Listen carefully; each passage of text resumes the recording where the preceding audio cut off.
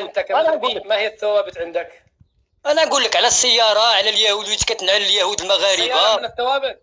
السيارة من الثوابت؟ بزاف بزاف الثوابت في ديال المغرب بزاف. طيب قل لي انت كمغربي، قل لي ما هي ثوابتك عشان اعرفها انا، انت تعرفها؟ انا كنعرف وراني كنقول لك، راني جايك فهمتيني، بديتي كتدخل في التفاصيل ديال المغرب. فهمتيني ما فهمتك، المشكلة ما فهمتك، فهمني.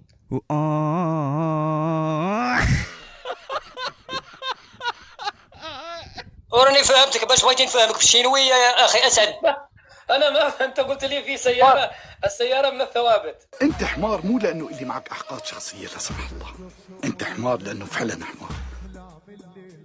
انت مغربي تقدر تسرد لي تقول ثوابتنا كذا كذا كذا كذا؟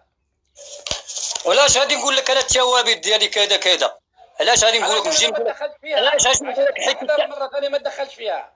انت يا اسعد اشخاص، انت شخص بسيط، علاش غنقول لك انا الثوابت المغربيه؟ الثوابت المغربيه كنعرفهم حنا. ما هي ثوابتك؟ ما نقولهمش لك حيت انت كتدخل في التفاصيل ديالهم وكتبغي تسترزق بهم، فهمتي؟ اذا انت مغربي لا تعرف حتى ما هي الثوابت.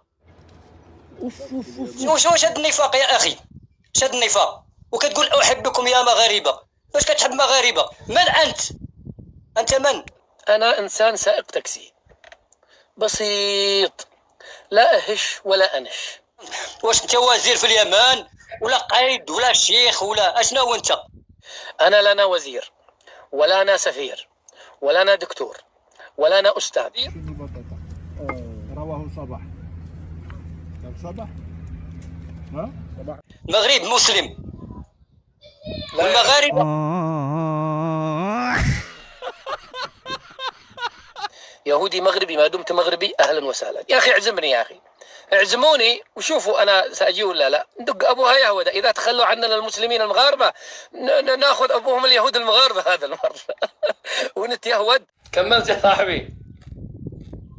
باقي ما كملتش اخي الكريم. ايش تكمل؟ انت يعني انت بلعت راديو؟ انت نعم بلعت راديو ولا شيء؟ خلاص كملت انت.